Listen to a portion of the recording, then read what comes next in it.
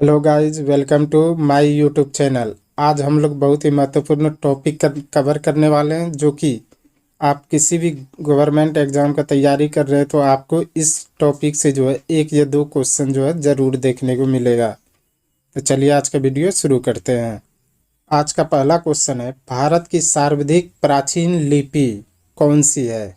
भारत की सर्वाधिक प्राचीन लिपि कौन सी है? तो ये बहुत ही इम्पोर्टेंट क्वेश्चन है, इसको याद रख लीजिएगा और यह एग्जाम में जो है बार बार पूछा जाता है। तो भारत की सर्वाधिक प्राचीन लिपि की बात करें तो यह ब्राह्मी लिपि। इस क्वेश्चन का राइट आंसर ऑप्शन डी हो जाएगा। ब्राह्मी लिपि जो है यह भारत की सबसे प्राचीन लिपि है और यह एग्जाम में पूछ चुका है। तो चलिए अगला क्वेश्चन देख लेते हैं। अगला क्वेश्चन है, आधुनिक देवनागरी लिपि का प्राचीन रूप क्या है? आधुनिक देवनागरी लिपि का प्राचीन रूप क्या है? तो ये प्राचीन रूप की बात करें तो ये ब्राह्मी लिपि प्राचीन रूप है। तो इस क्वेश्चन का राइट आंसर ऑप्शन बी हो जाएगा। ब्राह्मी जो है यह आधुनिक देवनागरी लिपि का जो है प्राचीन रूप है और यह भी जो है एग्जाम के पॉइंट ऑफ व्यू से जो है बहुत महत्वपूर्ण क्वेश्चन रहने वाला है, तो इसको याद रखिएगा।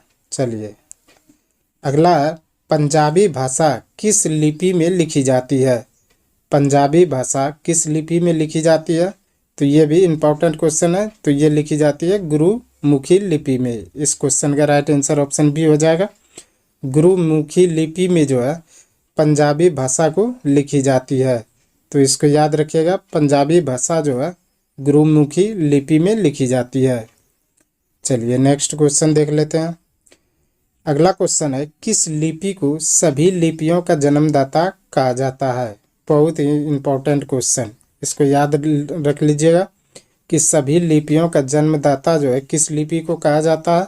तो ये कहा जाता है ब्राह्मी लिपि को। इस क्वेश्चन का राइट आंसर ऑप्शन ए हो जाएगा। ब्राह्मी लिपि को जो है सभी लिपियों का जन्मदाता कहा जाता है। ब्राह्मी लिपि से ही जो है अलग अलग होके बहुत सारी लिपियां बनी है, तो इसको याद रखिएगा। चलिए नेक्स्ट क्वेश्चन है, खरोष्ठी लिपि लिखी जाती है। खरोष्ठी लिपि लिखी जाती है तो ये लिखी जाती है दाईं से बाईं ओर। इस क्वेश्चन का राइट आंसर ऑप्शन बी हो जाएगा। बहुत ही इंपॉर्टेंट क्वेश्चन है। खरोष्ठी लिपि जो है दाईं से बाईं ओर लिखी जाती है और यह जो है बहुत एग्जाम में पूछा गया है कि दाईं से बाईं ओर कौन सी लिपि लिखी जाती है? तो खरोष्ठी लिपि। इसको याद रखिएगा, दाईं से बाईं ओर जो है खरोष्ठी लिपि लिखी जाती है, यानी कि इधर पहले जो है इधर से इधर लिखी जाती है, जो कि वो खरोष्ठी लिपि है। तो चलिए नेक्स्ट क्वेश्चन देख लेते हैं। नेक्स्ट क्वेश्चन है, ब्राह्मी लिपि लिखी जाती है। बात करें ब्राह्मी लिपि लिखी जाती है तो ये लिखी जाती है बाईं से दाईं ओर। जो अभी हम लोग यूज करते हैं वो ब्राह्मी लिपि है, जो कि लिखी जाती है बाईं से दाईं ओर, यानी कि बाईं से दाईं ओर जो है हम लोग ब्राह्मी लिपि का अभी भी यूज कर रहे हैं। तो चलिए अगला क्वेश्चन देख लेते हैं। अगला क्वेश्चन है, किस काल की लिपि का चित्राक्षर लिपि कहा जाता है? किस काल की लिपि को चित्राक्षर लिपि कहा जाता है? बहुत ही इंपॉर्टेंट क्वेश्चन है कि चित्राक्षर लिपि जो है किस काल को कहा जाता है? तो ये कहा जाता है सिंधु काल को। इस क्वेश्चन का राइट आंसर ऑप्शन ए हो जाएगा। सिंधु काल को जो है चित्राक्षर लिपि का काल जो है कहा जाता है, तो इसको याद रखिएगा। चलिए नेक्स्ट क्वेश्चन है, अशोक का मानसहेरा तथा शाहबाजगाढ़ी अभिलेख किस लिपि में है? अशोक का मानसहेरा तथा शाहबाजगाढ़ी अभिलेख किस लिपि में है? तो यह है खरोष्ठी लिपि में। इस क्वेश्चन का राइट आंसर ऑप्शन बी हो जाएगा। खरोष्ठी लिपि में जो है अशोक का मानसहेरा तथा शाहबाजगाढ़ी जो है अभिलेख जो है खरोष्ठी लिपि में लिखी गई थी, तो इसको याद रखिएगा। चलिए नेक्स्ट क्वेश्चन है, अशोक का कौन सा अभिलेख दो लिपियां यानी कि ग्रीक और अरमाइक से प्राप्त हुआ है? बहुत ही इंपॉर्टेंट क्वेश्चन है, तो इसको याद रखिएगा कि अशोक का कौन सा लिपि है जो ग्रीक और अरमाइक से प्राप्त हुआ है? तो वो हुआ है सा एक कुना लिपि। इस क्वेश्चन का राइट आंसर ऑप्शन डी हो जाएगा। शाह ए कूना लिपि जो है यह अशोक का लिपि है जो कि दो लिपियों से मिलकर बना है, ग्रीक और अरमाइक। तो चलिए अगला क्वेश्चन देख लेते हैं। अगला क्वेश्चन है, अशोक ने किस लिपि का प्रयोग राष्ट्रीय लिपि के रूप में किया? बहुत ही इंपॉर्टेंट क्वेश्चन, और यह जो है एग्जाम में आने वाला क्वेश्चन है, तो इसको याद रखिएगा कि अशोक ने किस लिपि का प्रयोग जो है राष्ट्रीय लिपि के रूप में किया है। तो बात करें किस लिपि का, तो यह है खरोष्टी लिपि। खरोष्टी लिपि जो है यह राष्ट्रीय लिपि के रूप में जो है अशोक ने प्रयोग किया था। तो इस क्वेश्चन का राइट आंसर ऑप्शन ए हो जाएगा। चलिए नेक्स्ट क्वेश्चन देख लेते हैं। नेक्स्ट क्वेश्चन है, अशोक के शिलालेखों की क्या लिपि है? अशोक के शिलालेखों की क्या लिपि है? तो यह ब्राही लिपि। इस क्वेश्चन का राइट आंसर ऑप्शन बी हो जाएगा। ब्राही लिपि जो है यह अशोक के शिलालेखों की लिपि है। तो बहुत ही इंपॉर्टेंट क्वेश्चन है, तो इसको याद रखिएगा कि अशोक के शिलालेखों की लिपि क्या है, तो यह ब्राही लिपि। चलिए नेक्स्ट क्वेश्चन देख लेते हैं। नेक्स्ट क्वेश्चन है, प्राचीन ब्राही लिपि का अर्थ निकालने वाला प्रथम व्यक्ति था। प्राचीन ब्राही लिपि का अर्थ निकालने वाला प्रथम व्यक्ति कौन था? तो यह था जेम्स प्रिंसेप। तो इस क्वेश्चन का राइट आंसर ऑप्शन डी हो जाएगा। जेम्स प्रिंसेप जो है यह प्राचीन ब्राही लिपि का अर्थ जो है निकाला था। तो इस क्वेश्चन का राइट आंसर ऑप्शन डी हो जाएगा। और यह जो है पहले एग्जाम में पूछ चुका है कि प्राचीन ब्राही लिपि का अर्थ निकालने वाला प्रथम व्यक्ति कौन था? तो यह था जेम्स प्रिंसेप। तो इसको याद रखिएगा। चलिए अगला क्वेश्चन देख लेते हैं। अगला क्वेश्चन है, जैन सूत्र में कितनी लिपियों का उल्लेख है? बहुत ही इंपॉर्टेंट क्वेश्चन रहने वाला है ये, तो इसको याद रखिएगा कि जैन सूत्र में कितनी लिपियों का उल्लेख है? तो यह 18 लिपि। इस क्वेश्चन का राइट आंसर ऑप्शन सी हो जाएगा।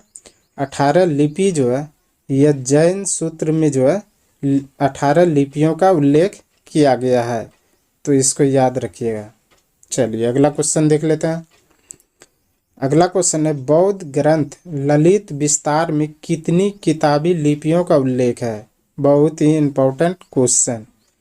इस वीडियो का जो है मोस्ट इम्पॉर्टेंट क्वेश्चन है कि बौद्ध ग्रंथ ललित विस्तार में कितनी किताबी लिपियों का उल्लेख किया गया? तो ये किया गया 64 लिपियों का। इस क्वेश्चन का राइट आंसर ऑप्शन सी हो जाए। 64 लिपियों का उल्लेख जो है बौद्ध ग्रंथ के ललित विस्तार में जो है किया गया है। चलिए नेक्स्ट क्वेश्चन देख लेते हैं। नेक्स्ट क्वेश्चन है, सिखों की लिपि कौन सी है? सिखों की लिपि कौन सी है? बात करें सिखों की लिपि की, तो ये सिखों की गुरुमुखी लिपि है। तो इस क्वेश्चन का राइट आंसर ऑप्शन ए हो जाएगा। गुरुमुखी लिपि जो है यह सिखों की लिपि है, इसको याद रखिएगा। चलिए नेक्स्ट क्वेश्चन देख लेते हैं। नेक्स्ट क्वेश्चन है, अशोक के ब्राही लिपि अभिलेखों को सर्वप्रथम किसने पढ़ा था? और यह जो है रेलवे के एग्जाम में बहुत बार रिपीटेड क्वेश्चन है, तो इसको याद रखिएगा कि अशोक के ब्राही लिपि का अभिलेखों को जो है सर्वप्रथम किसने पढ़ा था? तो ये पढ़ा था जेम्स प्रिंसेप ने। तो इस क्वेश्चन का राइट आंसर ऑप्शन ए हो जाएगा। जेम्स प्रिंसेप ने जो है अशोक के ब्राही लिपि अभिलेखों को जो है सर्वप्रथम पढ़ा था। चलिए नेक्स्ट क्वेश्चन देख लेते हैं। नेक्स्ट क्वेश्चन है, ब्राही लिपि को किसने स्पष्ट किया था? ब्राही लिपि को किसने स्पष्ट किया था? तो ये किया था जेम्स प्रिंसेप ने। तो इस क्वेश्चन का राइट आंसर ऑप्शन बी हो जाएगा। जेम्स प्रिंसेप ने जो है ब्राही लिपि को जो है सबसे पहले स्पष्ट रूप से पढ़ा था। तो इसको याद रखिएगा। चलिए नेक्स्ट क्वेश्चन देख लेते हैं। नेक्स्ट क्वेश्चन है, प्राचीन भारत में कौन सी लिपि दाईं ओर से बाईं ओर लिखी जाती थी? बहुत ही इंपॉर्टेंट क्वेश्चन है, तो इसको याद रखिएगा। प्राचीन भारत में कौन सी लिपि दाईं ओर से बाईं ओर लिखी जाती थी? तो ये खरोष्टी लिपि। तो इस क्वेश्चन का राइट आंसर ऑप्शन डी हो जाएगा। दाईं ओर से यानी कि इस साइड से जो है इधर की ओर जो है लिखी जाने वाली कौन सी लिपि थी? तो वो थी खरोष्टी लिपि। तो इसको याद रखिएगा। खरोष्टी लिपि जो है दाईं ओर से बाईं ओर लिखी जाने वाली लिपि है। चलिए नेक्स्ट क्वेश्चन देख लेते हैं। नेक्स्ट क्वेश्चन है, हिंदी किस लिपि में लिखी जाती है? बहुत ही इम्पोर्टेंट क्वेश्चन, और यह जो है सभी को पता होना चाहिए। हिंदी जो है किस लिपि में लिखी जाती है? तो ये लिखी जाती है देवनागरी लिपि में। तो इस क्वेश्चन का राइट आंसर ऑप्शन ए हो जाएगा। अगर आप 10th या 11 का एग्ज़ाम दिए होंगे तो उसमें लिपि में जो है आप हिंदी भाषा में देवनागरी को लिखे होंगे, तो इसको जो है याद रखिएगा। और इंग्लिश का जब एग्ज़ाम देते होंगे तो उसमें रोमन शब्द का प्रयोग किया जाता है, और उसमें एक ऑप्शन में जो है रोमन लिखा जाता है। इंग्लिश में जो है रोमन का प्रयोग करते हैं और हिंदी के लिए देवनागरी का, तो ये दोनों को याद रखिएगा। चलिए नेक्स्ट क्वेश्चन देख लेते हैं। आज का अंतिम क्वेश्चन है, भारत की सर्वाधिक प्राचीन लिपि कौन सी है? भारत की सर्वाधिक प्राचीन लिपि कौन सी है? तो प्राचीन की बात करें तो यह ब्राह्मी लिपि। तो इस क्वेश्चन का राइट आंसर ऑप्शन डी हो जाएगा।